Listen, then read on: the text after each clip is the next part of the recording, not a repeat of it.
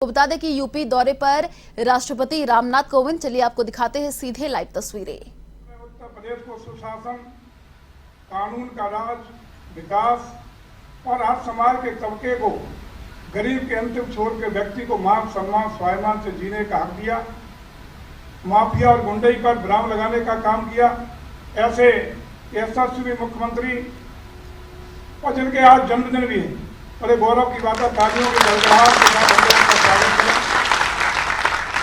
बहुत बहुत सम्मानित आदरणीय योगी आदित्यनाथ जी, आदरणीय आपके सांसद श्री प्रवीण कुमार निषाद जी, हमारे इस प्रतिष्ठान के, इस आश्रम के महान संत विचारदास जी, माननीय विधायक अंकुश तिवारी जी, हमारे संस्कृति और पर्यटन विभाग के प्रमुख सचिव जी, यहाँ बैठे हुए बहुत बहुत गणमान्य सभी जनपद के और जनपद के बाहर से आए हुए गणमान्य जनप्रतिनिधिगण, भाइयों बहनों, प्रशासनिक अधिकारीगण और पत्रकार साथियों,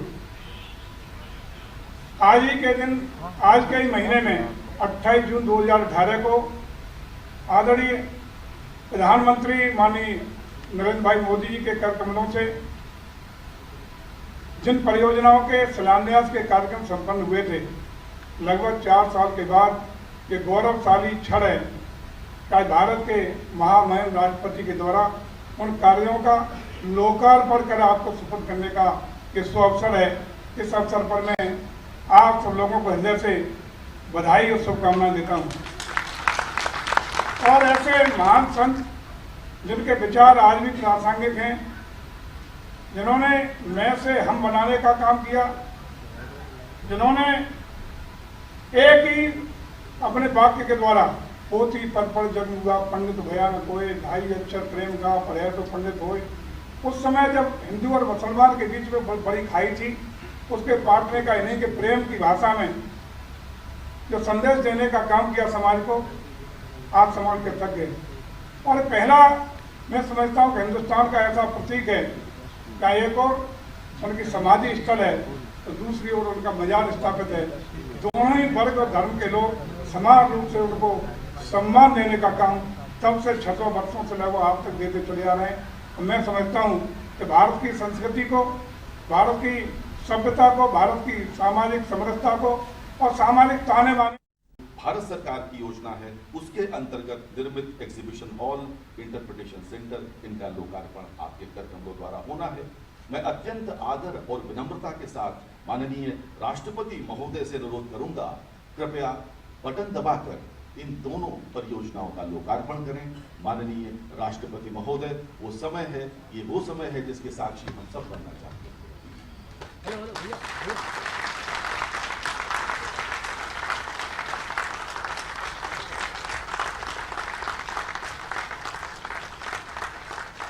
संत कबीरदास के मजहब में सामाजिक क्रांति की अलग जगाई थी और ये अद्भुत संयोग है कि आज पर्यावरण दिवस है और हम सब जानते हैं कि सद्गुरु कबीर जीवन भर देश का सामाजिक पर्यावरण सुधारने के लिए प्रयत्नशील रहे।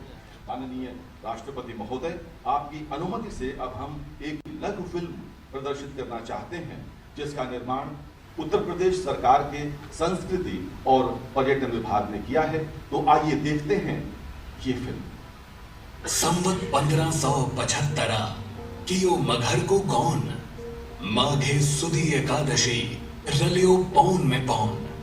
ये दोहा कहानी कहता है उस संत की अंतिम गाथा की जो महात्मा है, जिन्होंने एक अंधविश्वास को समाप्त करने के लिए ऐसी जगह प्राण त्यागने का संकल्प लिया जो उनके जन्म स्थान से कोसों दूर थी और ऐसी मान्यता थी यहाँ पर मरने वाले व्यक्ति को नरक प्राप्त होता है। एक ऐसा संत जिसने अनेकों धर्म, जाति और उनमें पूजे जाने वाले ईश्वर को निर्गुण ब्रह्म में बांधने के उद्देश्य से अपना पूरा जीवन समर्पित कर दिया। वह संत है कबीरदास, यानी भगत कबीर 15वीं सदी के भारतीय रहस्यवादी कवि और संत थे।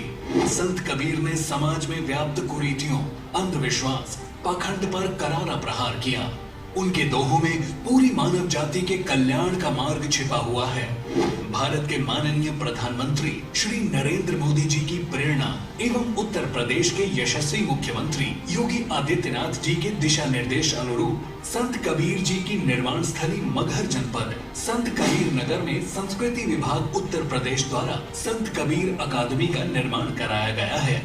अकादमी का उद्देश्य संत कबीर के जीवन दर्शन के प्रचार प्रसार के साथ आंचलिक भाषाओं एवं लोक विधाओं का विकास करना है, साथ ही उनके साहित्य पर शोध करना है। यह एक ऐसा संस्थान है जहां देश विदेश से शोधार्थी यहां आकर उनके बारे में अध्ययन और शोध कर सकेंगे। संत कबीर अकादमी की डिजाइन एवं आर्किटेक्चर गंगा जमुनी तहजीब से प्रेरित है।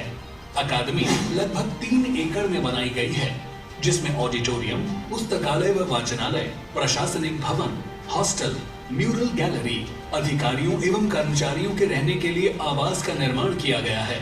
परिसर में पर्यावरण की दृष्टि से लैंडस्केप एरिया भी तैयार किया गया है। संपूर्ण परिसर में कबीर दास जी की पंक्तियां उल्लेखित की गई हैं, जो जनमानस के लिए शिक्षा और आकर्षण का केंद्र बनेंगी। उनके गठन और निर्माण की दृष्टि से संत कबीर अकादमी एक अनोखी एवं अद्वितीय अकादमी के रूप में आपके सम्मुख प्रस्तुत है। संत कबीर के दर्शन एवं आंचलिक भाषाओं व लोक विधाओं के प्रचार प्रसार और गौरवपूर्ण उद्देश्य को प्राप्त करने के लिए आगे सतत अग्रसर रहने का संकल्प हमारी प्रतिबद्धता है। संस्कृति और पर्यटन का विकास संत कबीर नगर को बनाते हैं खास। सतगुरु कबीर साहब और गुरु गोरखनाथ की पीठ का सह संबंध प्राचीन काल से रहा है और गोरख तलैया और उसके इतिहास से हम सब भली भांति परिचित हैं। यह अद्भुत संयोग है कि गोरक्ष पीठाधीश्वर योगी आदित्यनाथ जी महाराज उत्तर प्रदेश के लोकप्रिय मुख्यमंत्री इस समय मगहर में इस पवित्र आयोजन में हम सबके मध्य उपस्थित हैं।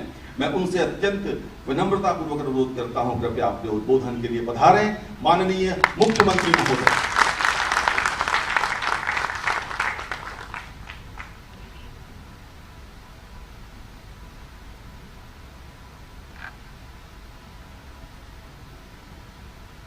आज के इस गरिमापूर्ण समारोह में अपना मार्गदर्शन प्रदान करने के लिए उपस्थित देश के महामहिम राष्ट्रपति जी, प्रदेश की माननीय राज्यपाल श्रीमती आनंदीबेन पटेल जी, उत्तर प्रदेश सरकार में मेरे सहयोगी मंत्री पर्यटन और संस्कृति विभाग के मंत्री श्री जयवीर सिंह जी, लोकप्रिय सांसद श्री प्रवीण कुमार निषाद जी, लोकप्रिय विधायक श्री अंकुर तिवारी जी,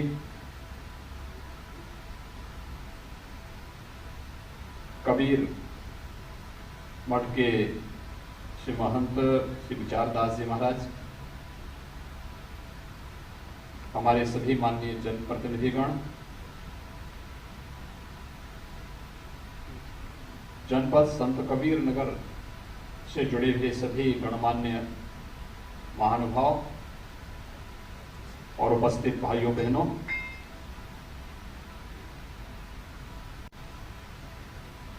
महान संत कबीरदास जी की इस पावन परिनिर्वाण स्थली पर आज एक साथ कई परियोजनाओं का लोकार्पण अभी महामहिम राष्ट्रपति जी के कर कमलों से संपन्न हुआ है। मैं सबसे पहले मगहर की इस धरती पर आगमन पर आदरणीय राष्ट्रपति जी का जनपद संत कबीर नगर के सभी वासियों की ओर से हृदय से मैं स्वागत करता हूं, अभिनंदन करता हूं। मैं इस अवसर पर अभिनंदन करता हूं प्रदेश की माननीय राज्यपाल जी का,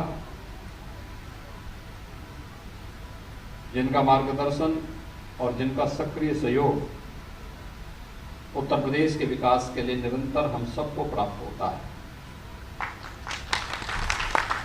भाइयों बहनों, हम सब का सौभाग्य है कि देश के राष्ट्रपति उत्तर प्रदेश के ही सपूत हैं और उत्तर प्रदेश के बारे में उनसे कुछ भी छुपा हुआ नहीं है। यहीं उनका जन्म हुआ, यहीं पर उन्होंने अपने बचपन को और अपनी जवानी को व्यतीत करते हुए लोक सेवा के कार्यक्रम के साथ, समाज सेवा के कार्यक्रम के साथ उन्होंने अपने आप को समर्पित किया। और ये भारत के लोकतंत्र की ताकत है।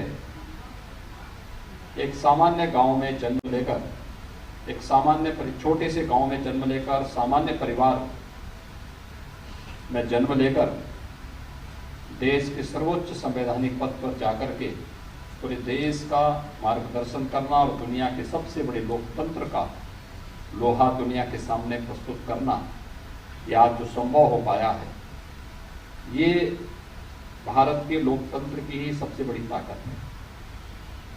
और आज महामहिम राष्ट्रपति जी का मार्गदर्शन हम सबको यहाँ पर प्राप्त हो रहा है। अभी यहाँ पर राष्ट्रपति जी के कर कमलों से